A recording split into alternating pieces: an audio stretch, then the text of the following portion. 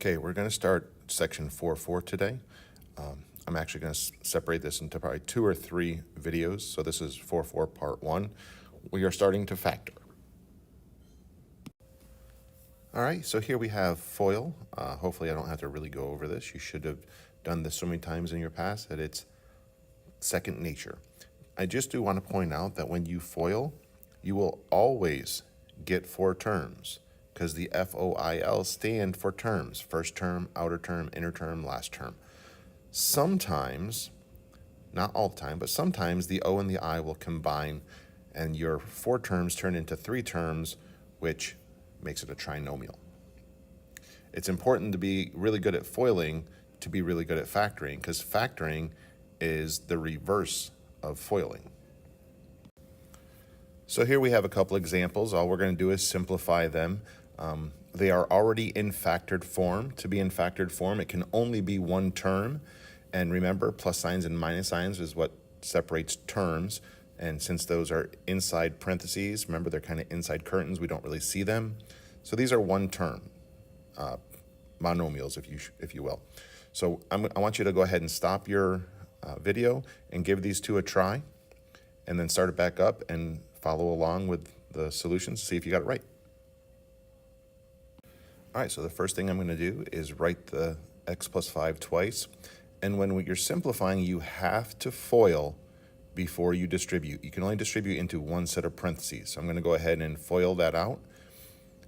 And I get 4 terms, the F, the O, the I, and the L. I'm going to combine those 2 inside terms there, the O and the I, because they're like terms. Notice that they're exactly the same, too. It'll be like that every time we FOIL the same binomial. Then I distribute the 3, and I have an answer. All right, this time, I'm not squaring a binomial, so my O and my I will be different terms, but they'll still be like terms. And if I wanted to, I could distribute the negative 5 here because it's one parenthesis, but nobody really does that. They usually combine like terms first. And then we distribute the negative 5, and we get a trinomial. All right? So notice the last thing I did was distribute. The opposite of distributing is GCF factoring. So if distributing is the last thing I do, GCF should be the first thing I do if I'm asked to factor. That's going to be important coming up.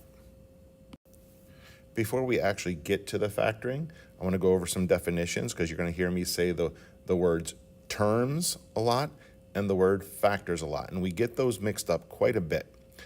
To be a factor, it has to be part of one term, all right? And what separates terms are plus and minus signs. What separates factors are multiplication signs. So in this expression, I have 2 terms, right? So if it's 2 terms, if I asked you how many factors there are, that's kind of a trick question because you can't be factors of 2 terms. So what we could do is we could make this one term by just throwing parentheses around it. And what you actually did is you just factored. It's terrible factoring. You factored out a 1, right? I took a 1 out of both of those. No math teacher is going to give you credit for that. But it is a factoring, so cool. So what we want to do is we want to kind of separate these 2 terms and think of them separately. If I thought of them as term 1 and term 2, well, term 1 has a bunch of factors. It has 3 factors, and term 2 has 2 factors. But as an expression of 3ab minus 5a, there are no factors. You have to look at them separately to figure out if there's factors.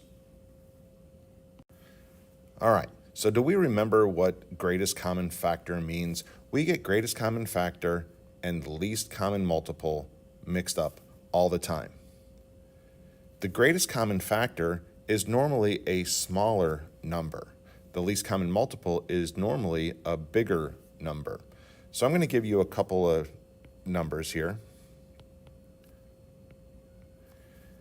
And I'm going to take you back to 6th, 7th grade a little bit, back to when you did greatest common factor and LCM. If we go back far enough, you should remember doing things like this, listing 1 and 18, 2 and 9, 3 and 6. For the 12, we did 1 and 12, 2 and 6, 3 and 4. For the 20, we did 1 and 20, 2 and 10, 4 and 5. And we're looking for the number, the biggest number that's in all three of these groups. Hey, remember that? That's GCF. Well, when we did least common multiple, you did 18, 36, what's the next one? 54, ... And then you did 12, 24, 36, ... 20, 40, 60, until we had the same number in all of them. Well, that gets a little bit crazy, especially here in Algebra 2, because sometimes our numbers get quite big. So there's got to be a better way to do that. So later on, you guys did it this way. Let's do that 18, 12, and 20 again. You guys did prime factorization, where you broke these down into prime numbers, and you wrote 2 times 3 squared. 2 times 6, 2 times 3, 2 squared times 3, 2 times 10, 2 times 5,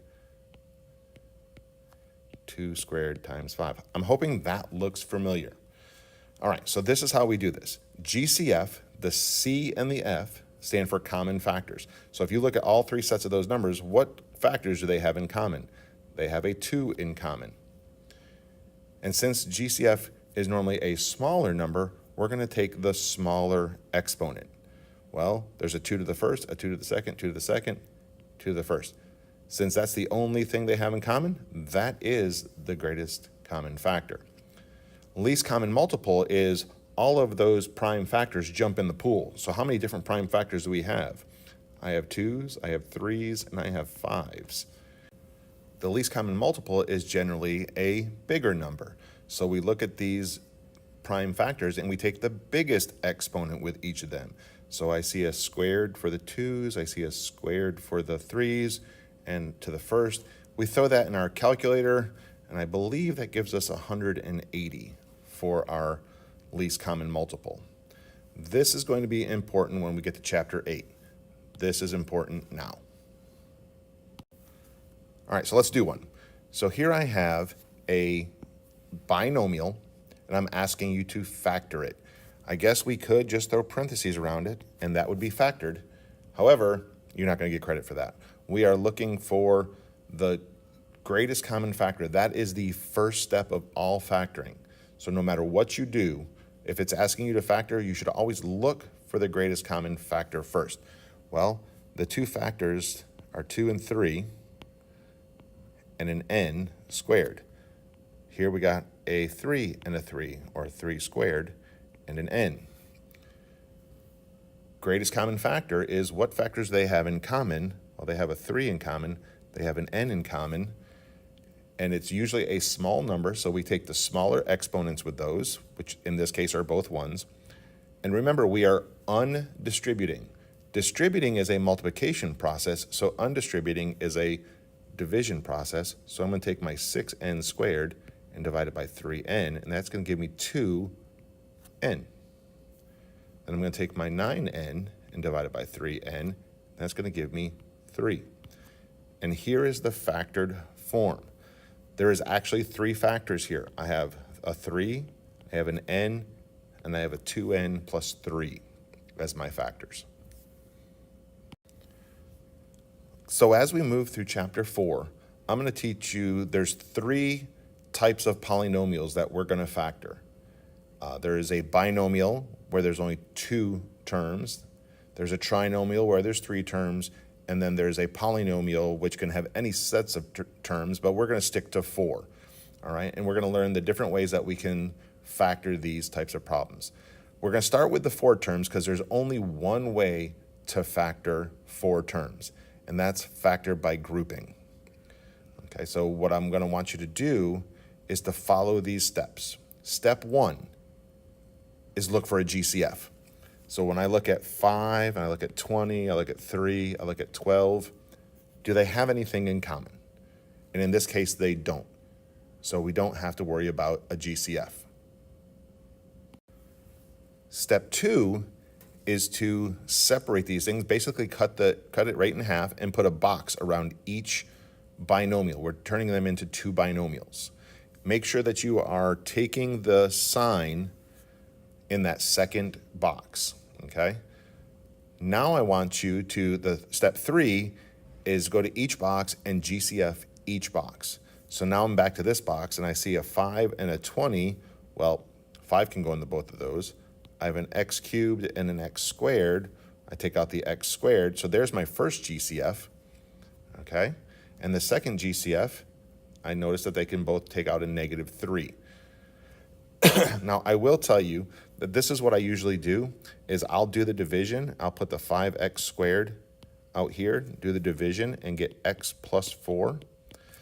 And since that box makes a parenthesis of x plus 4, this box has to make a parenthesis of x plus 4. These have to match. If they don't match, it's not factorable. And I'm probably not going to give you one that's not factorable.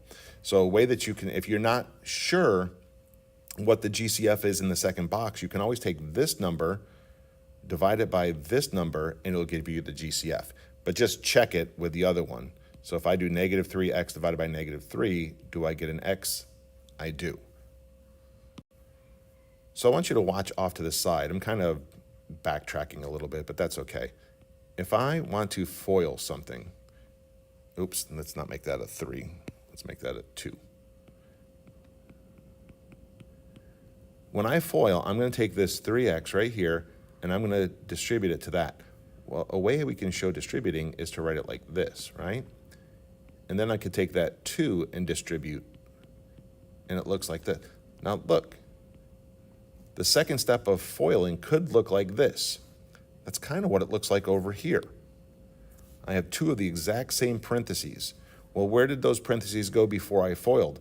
Well, they were the second set of parentheses.